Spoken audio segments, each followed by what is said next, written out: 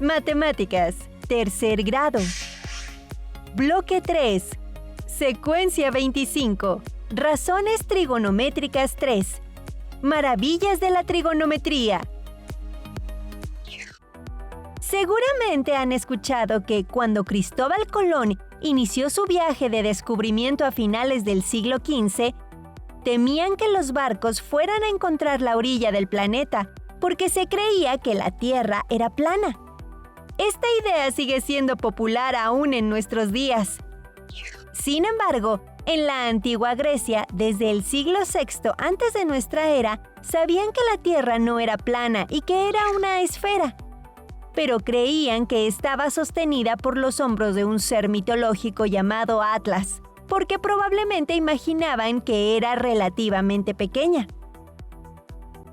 Aunque la matemática desarrollada en la Grecia antigua ya tenía los conceptos necesarios para averiguar el tamaño del planeta, se requería un cerebro que se hiciera las preguntas correctas.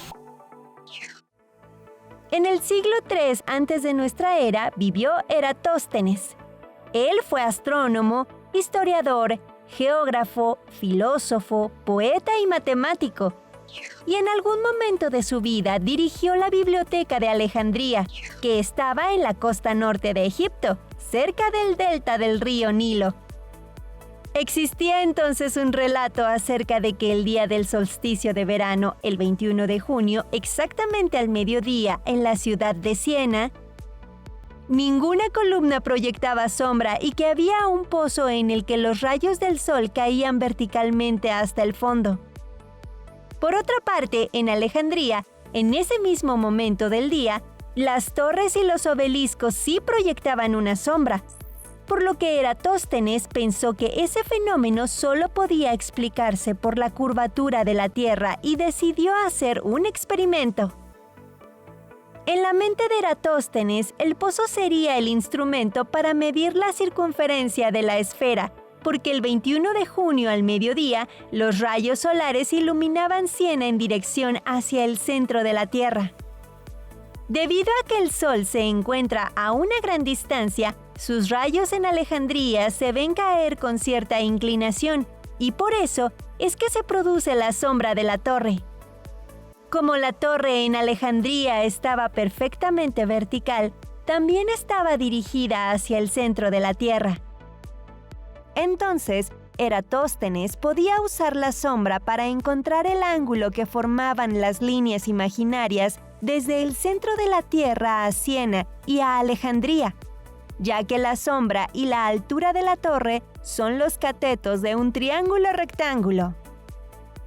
Con la razón trigonométrica que relaciona los dos catetos, la tangente del ángulo, Eratóstenes encontró que el ángulo entre los rayos del Sol y la torre era de unos 7 grados y 12 minutos. Y como la línea de la torre se dirige al centro de la Tierra y los rayos del Sol son paralelos, esa debe ser la medida del ángulo con vértice en el centro de la esfera. Tomando en cuenta que la circunferencia total de la Tierra abarca 360 grados, divididos entre los 7 grados y 12 minutos, Eratóstenes obtuvo que hay que repetir ese ángulo 50 veces para recorrer toda la circunferencia planetaria. Ahora solo le faltaba saber cuál era la distancia en línea recta entre Siena y Alejandría, para lo que Eratóstenes contrató a una persona que hiciera el viaje y le reportara la medida, que equivalía a unos 800 kilómetros. Entonces, 800 kilómetros multiplicados por 50 da un total de 40.000 kilómetros de circunferencia total de la Tierra. Eratóstenes fue la primera persona que midió el tamaño de nuestro planeta, utilizando rayos solares, palos, personas a pie y mucho razonamiento.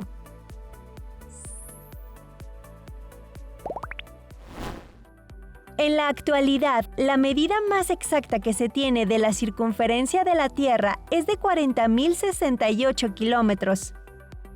Por lo que resulta que la diferencia entre la circunferencia medida por Eratóstenes varios siglos atrás y la actual es de apenas unos cuantos kilómetros. Impresionante, ¿verdad?